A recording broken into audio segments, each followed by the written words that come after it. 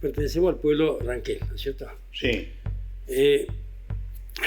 A nosotros no es que se nos dio por desaparecidos, directamente nos quisieron hacer desaparecer.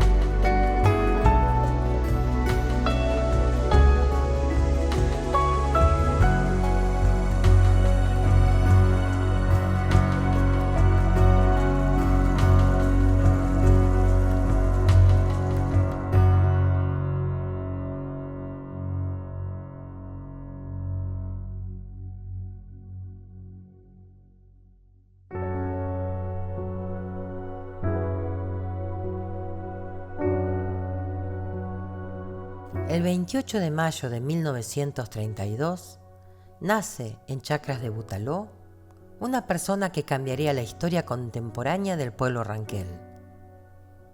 Nace Germán Carlos Canoé. De muy niño vivió en esas tierras surcadas por ríos, y siempre en sus relatos él contaba cómo de próspera para los sobrevivientes del genocidio fue esa etapa.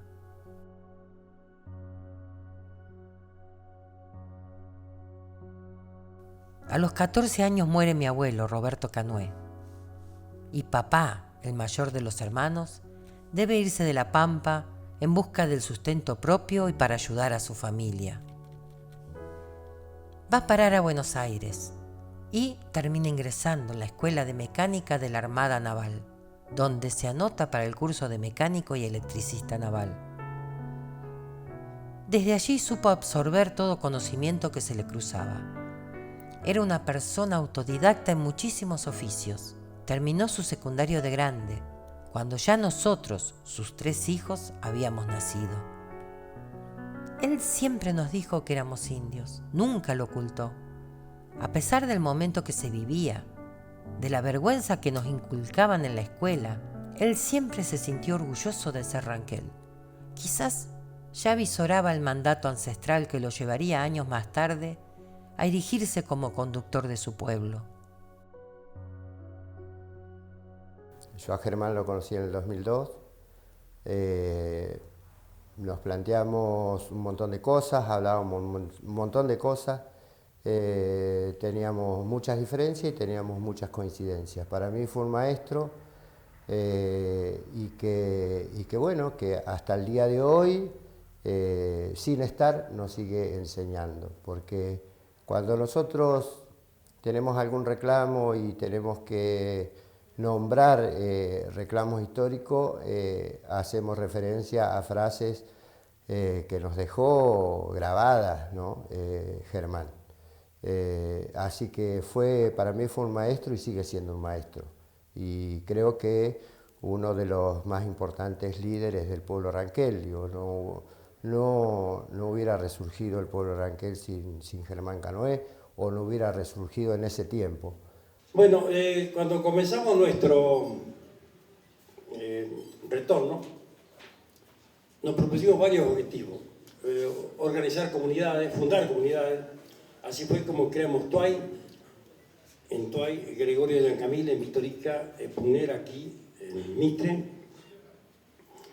Y uno de los objetivos fue, como dijo acá mi hija, también lo dijo, fue recuperar nuestro idioma, no porque, como dijo la funcionaria, porque no servía para nada o que sirviera para algo, no, un idioma hacia la identidad del pueblo. No es menor, así como la educación. Y tal vez no hubiera resurgido de la manera que resurgió y los que tuvimos la suerte de conocerlos y de caminar junto a él, aprender tanto. Y Germán fue uno de los promotores de todo esto, porque él empieza a formar las comunidades en La Pampa. Haciendo, por ejemplo, hizo un encuentro en Realicó, en Emilio Mitre, que había sido primero, luego Realicó y después Toay. Y después con todo eso, que ya a todo esto yo ya era la coordinadora también, porque era la más metida, la que más hacía y me gustaba. Entonces, y después fuimos a Árbol Solo y luego a General Hacha. Y ahí empezamos a formar comunidades, de ahí ya salían comunidades, pero era impresionante la gente que se arrimaba y que se daba a conocer.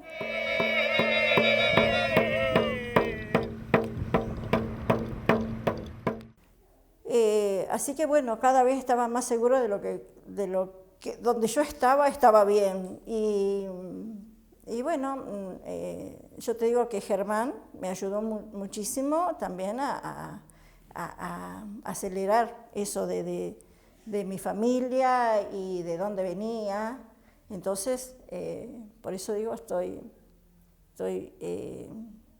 Germán fue para todos, creo. Es como un padre. Con decirte que una vez estábamos leyendo un libro de Petris y nos juntamos en la laguna, porque antes no teníamos lugares donde juntarnos. Entonces, nos juntamos en la laguna y de ahí sale que me lee una parte de mi familia. Y por eso te digo, y cada vez más convencido. Él mismo también me ayudaba a mí. Yo conocí a Germán cuando él llegó con su familia a Victorica en el año 1985. En ese momento yo estaba en la Cámara de Diputados, era diputado, y me lo llevó su hermano, Gerardo, con el que éramos muy amigos de muchos años. Así que esa fue la primera conversación en casa, ahí en Victoricas. Así lo conocí. Y después ya él comenzó a visitarme por su cuenta, ya cuando entramos en amistad y él a veces me visitaba en Victorica o a veces venía acá a la cámara con alguien que él traía. Así que ahí nos fuimos conociendo y porque él venía, a veces lo traía Adolfo Rosas de allá, ¿no? Que siempre andaba con sus necesidades para la gente, ¿no? Y nosotros por ahí lo guiábamos con respecto a qué ministerios o a qué funcionarios tenían que visitar, ¿no? Pero Germán era tan dinámico que, bueno, un día venía con una cosa, la semana siguiente venía con otro proyecto, ¿no? Recuerdo que cuando quise acordar en Toay tenía un amigo que era carpintero, lo llevó a Victorica y empezaron a armar una cooperativa para producir aberturas para la construcción de viviendas económicas, ¿no? Me acuerdo que había conseguido ahí en una esquina, a 2 cuadras de la estación, un local donde ahí se pusieron las instalaciones. No sé si fue al año o a los 2 años, con una cooperativa para hacer ladrillo, con la misma cooperativa para hacer ladrillo, ¿no? Y bueno, así fuimos desarrollando las conversaciones, pero yo me recuerdo siempre que se me quedó grabado porque él me hablaba de cosas que yo no conocía. Por ejemplo, una vez me habló de la producción de energía a través de la biomasa. Y yo no tenía la menor idea de lo que era eso. En el 85. Claro, en el 85.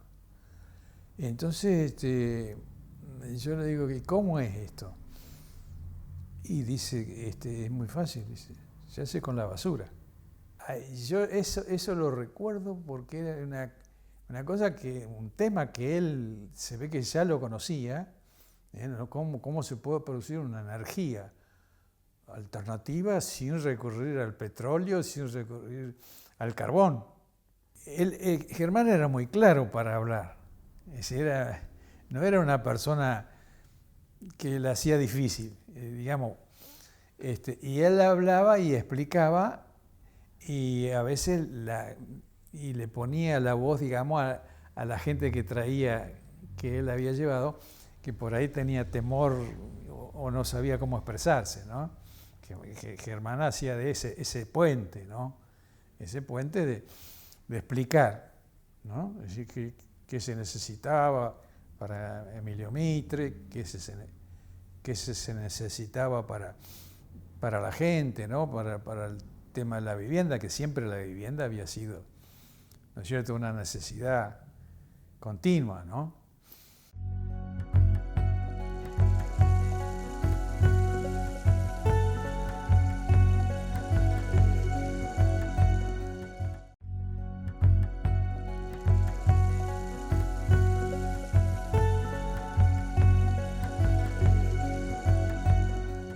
De la primera experiencia intercultural y bilingüe que iniciamos en la provincia de La Pampa a partir de que en 1989 reconocieran nuevamente nuestra existencia como indio.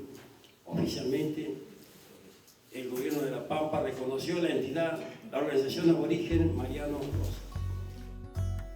Navegó en la Marina de Guerra y luego en la Marina Mercante. Luego tuvo un taller de mecánica naval en Dock Sur. Los altibajos de este país lo llevaron a tener que cerrar el mismo. Luego fue supervisor de mantenimiento en la metalúrgica Sindar, empresa en la que trabajó hasta que decidió volver a La Pampa. Vivió en Buenos Aires hasta 1983, año en que se decide retornar. Con una visión más amplia de los movimientos de restauración de derechos de pueblos indígenas que ya venía gestándose en toda Latinoamérica, y también de las leyes que comenzaban a generarse para restituir dichos derechos. En La Pampa, en el gobierno de Telleriarte, se había gestado un plan de educación no formal, de formación profesional, para lo que necesitaban profesores capacitados en diferentes oficios. Eso le mostró la oportunidad para regresar a su lugar. Hizo el curso y se recibió con las mejores calificaciones, pero luego, el cambio de gobierno dejó sin efecto todo lo realizado en la gestión anterior y terminó debiendo trabajar en diferentes lugares para subsistir. Bueno, sí, en las conversaciones habían salido el tema del rescate de la lengua, en las conversaciones previas así, pero se topaba con un impedimento que era, bueno, pero ¿quién la enseña la lengua? ¿No es cierto? Hasta que un día, cuando yo ya estuve del 91 designado nuevamente por el gobernador Marín en el ministerio, creo que fue allá por 93, 94, un día él había pedido una audiencia y él viene con Nazareno Serraino, viene con 2 o 3 personas más y trae otra persona que yo no la conocía. Y entonces me habla, dice, bueno, dice, ahora sí, tenemos el maestro, me dijo. Dice el maestro, acá está, Daniel Cabral, claro. El Utachao quedó Tucumán. Y decir que nuestro Dios Padre, Él siempre se acuerda de nosotros y que Él nunca se olvida, porque Bemechiquido y Tatí, porque él nos unió, nuestra gente. Así lo designamos a Daniel, con un cargo de educación no formal para que él comenzara a enseñar la lengua. Así que inmediatamente, no sé si tardamos 15, 20 días, hicimos el expediente, salió el cargo y empezó Daniel. Creo que fue una gran etapa, eso significó un gran paso adelante, para el rescate de la lengua, ¿no? Porque la lengua es la parte medular de la cultura, ¿no? Sobre todo en una cultura ágrafa como esta, ¿no? Que era todo verbal. El primer tratado que firmó el pueblo ranqueño lo firmó en 1819 con Estados Unidos de Sudamérica, ¿no? Usted sabe que fue Chiclana, enviado por Rondó, que era el director supremo, sí, a Telén, allá a Punta Ariel de Ferrocarril Sarmiento, ¿no? En esa época no había nada, ¿no? A caballo, 1000 kilómetros, solamente para firmar un tratado con los ranqueles, porque si no eran, porque en Chile, los hermanos chilenos, ellos seguían realistas, o sea, seguían apoyando a los españoles. Entonces, como eran amigos nuestros, ¿no? Como eran amigos nuestros, el gobierno tenía miedo de que nos convencieran, y tanto trabajo en San Martín y Güemes y todo demás, los gallegos venían por la Pampa y tomaban Buenos Aires, que era el bastión que quedaba firme. Ante ese temor, ¿qué hicieron? Mandaron a Chiclana ya para firmar un tratado que, entre otras cosas, o mejor dicho, ese es el punto principal, otras cosas más que quedaron ahí en ese tratado, que si hoy logramos que reconozcan a Valide, le va a temblar la pera a más de uno, ¿no? ¿Por qué? Porque no solamente le decimos que no, que a los maturrangos no le vamos a dar paso por nosotros, que ya estuvieron los chilenos y ya le dijimos que no, sino que pide permiso de Chiclana, en nombre del gobierno, para pasar 3 fuertes, el de Salto, el de Roja y el de Luján, de este lado del río Salado, pasarlo al otro lado. No hace falta ser un lego en la materia para darse cuenta de que hasta dónde llegaba la frontera del pueblo ranquel, de la nación ranquel, y lo autorizaron. El reconocimiento del etnocidio y del genocidio es un trámite, es una decisión política. Nosotros no podemos obligarlos judicialmente a que lo hagan. Lo tienen que hacer por voluntad propia, como lo hizo Canadá, como lo hizo Australia, y como recomendó la misma Inglaterra que lo haga. Sí. También yo tengo los 3 documentos, el de Canadá, el de Australia y el original, los 3 documentos originales. Y eso es una decisión política. Germán es el elemento central que aparece en el momento justo, ¿no? Cuando se estaba queriendo iniciar el rescate, la figura de él es la figura central para mí. Es la persona que era un hombre que había leído mucho, era un hombre que sabía mucho, era un hombre que recordaba mucho desde su infancia, incluso de cuando era niño, ¿no? Es decir, porque él lo que va a aportar es eso, ¿no? Es haberlo vivido desde niño, ¿no? Con sus padres y con sus abuelos.